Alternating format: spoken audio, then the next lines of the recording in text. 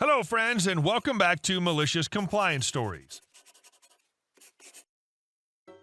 There's an excellent execution by your OP's dad in our first story.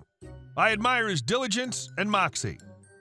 Sometimes the HOA needs a little push to stop them doing illegal stuff. But before we begin, don't forget to subscribe to our channel if you're new here and turn on notifications so you don't miss a new video every single day. Here we go. That time my dad beat the HOA. About 10 years ago, my dad bought a condo in Orlando to rent out to theme park goers, and he used the HOA's recommended rental management company, RMC.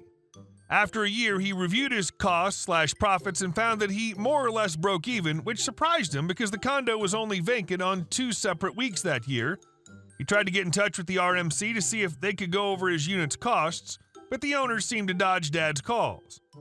Dad looked to see if the HOA recommended any other management companies and found that the HOA bylaws restricted them from using any others except RMC.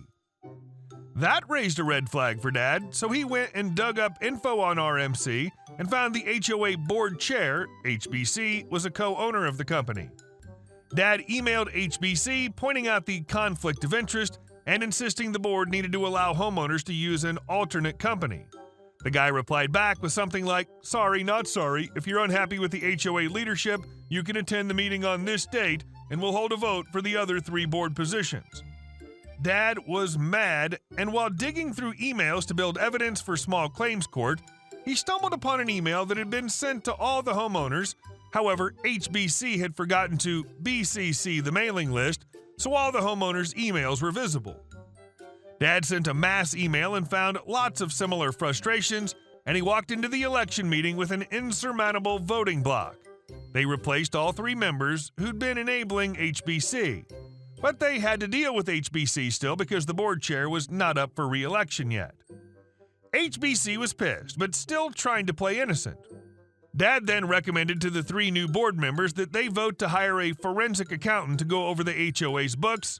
HBC said, "Why should we waste HOA fees on that?" And Dad replied with, "So we can put your butt in jail." And our second story. Too bad I don't work here. I work in a business casual workplace, so I wore a blue button-down shirt with black pants.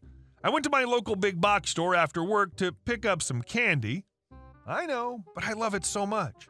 While I'm perusing, I hear this older lady, OL, just tearing down this poor employee, E. OL, the other store has a lower price. Change it. E. Ma'am, we do price match, but it doesn't change it our... OL, you mean you'll charge me more? E. No, we still price match.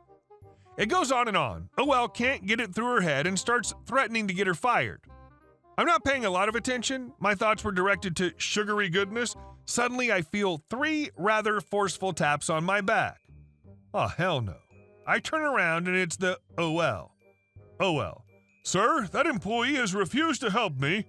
Me. Okay. OL. Okay. Go fire her. Huh?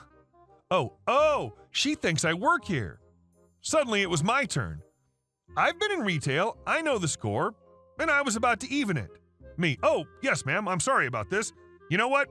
When you get to the register, tell them Manager OP says you can have 10% off of everything. She is super happy at this and scuttles away to fill her cart as full as she can get it. Now, I know that if she puts up enough fuss, she would get some kind of discount, so I made sure I was up front when she was checking out. I suddenly heard the OL screaming about that discount, which they wouldn't give her. OL. But the manager said that... Wait, that's him? I come on over. Me. Yes? OL. Tell them that you gave me a discount. I looked at them both and say, me. I did say she could have 10% off everything. Too bad I don't work here. Now stop being a bee and go home. She looked like a fish out of water. She just kept opening and closing her mouth in fury as I walked away. And our last story. Aunt Karen forces family land out of the family. Now, a lot of the story happened when I was too young to care enough to pay full attention to what was going on with the adults. So bear with me if some things are a little vague. My dad has two younger sisters. For the sake of simplicity, I'll call the middle sister Karen and the younger sister Aunt Carmen.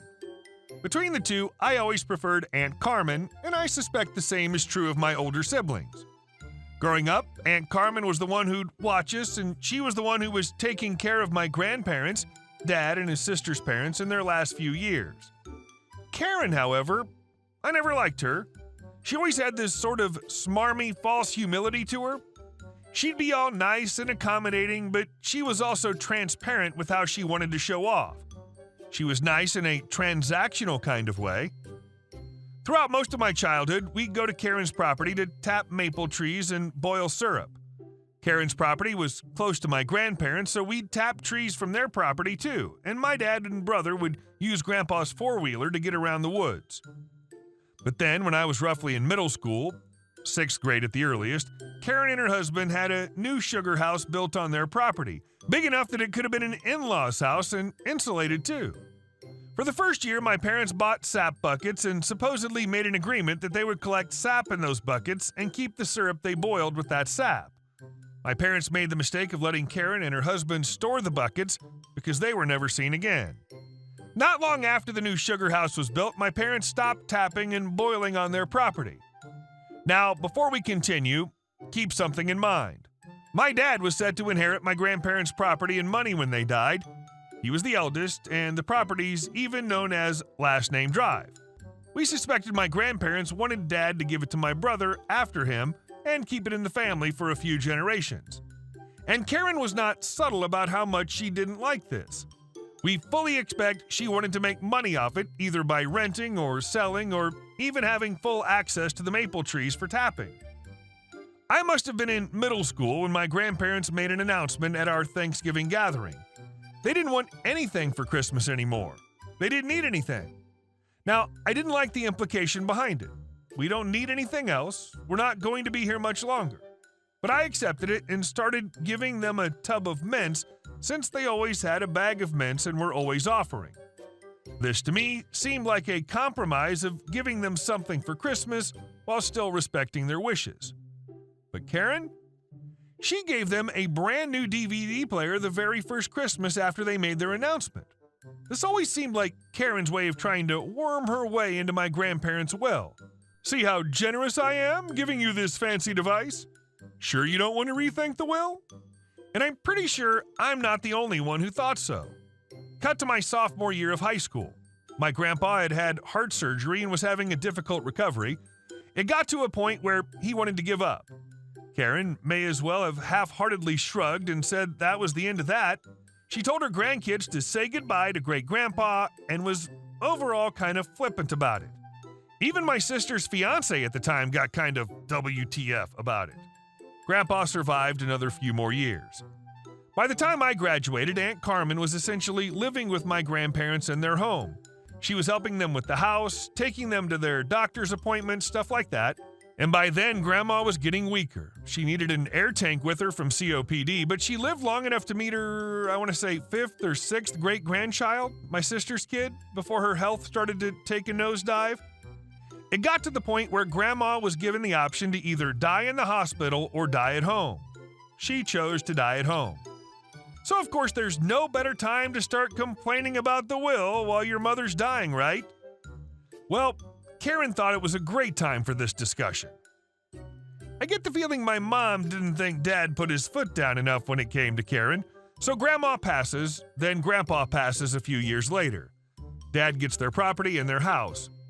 He was willing to let Aunt Carmen rent there as she was previously having some issues with her living arrangements, but that sorted itself out by the time Grandpa passed.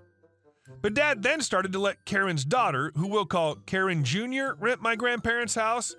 They had a garage that we used for storage while the house was being rented. Remember this.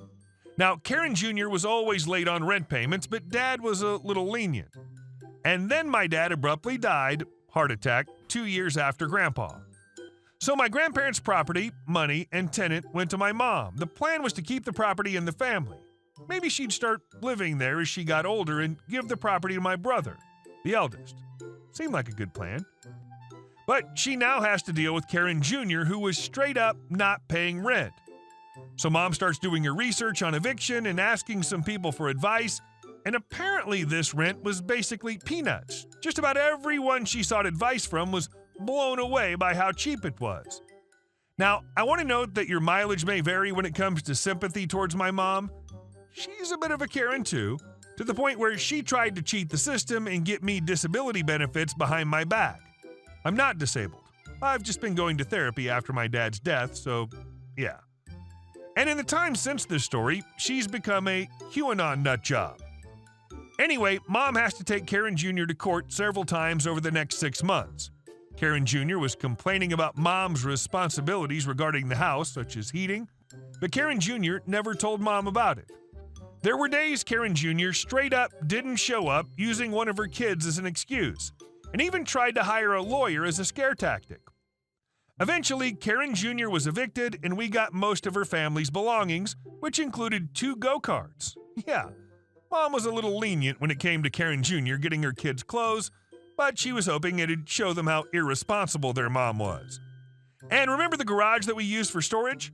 Karen Jr.'s lot had no respect for other people's belongings. They had stuff knocked over. Some things were broken. But after 6 months and half a dozen court meetings, they were finally out. Mom got access to the money inherited from my grandparents. She decided to give a bit to Dad's sister, but she gave a little more to Aunt Carmen due to her being the one to take care of my grandparents in their last few years. She goes to give the check to Karen, and what does Karen say? "You were always a bee from the beginning." Yeah, Karen wasn't the brightest bulb. Working fast, Mom canceled the check, and I don't think Karen ever did get the money. And for what it's worth, Aunt Carmen almost encouraged Mom to cancel it. The kicker? Karen Jr. still owed Mom the rent money, and Karen started saying that the check Mom canceled should have made up for that. To this day, I can't tell if Karen figured out why the check was canceled or not. After that, things grew pretty bland. Mom rented the house to an old man and his daughter who were far better at paying rent in time and letting Mom know if it was going to be late. The old man died after a couple of years, and the daughter found another living arrangement. After talking things over with the family and getting Aunt Carmen's opinion on the matter, it was decided that it was probably for the best to sell the property rather than invite more bullcrap from Karen. So it was done in secret and now belongs to someone else. And that's the story of how my Aunt Karen forced a piece of land likely intended to stay in the family for a few generations out of the family. Hey guys, thank you all for watching the video. I'll see you in the next one.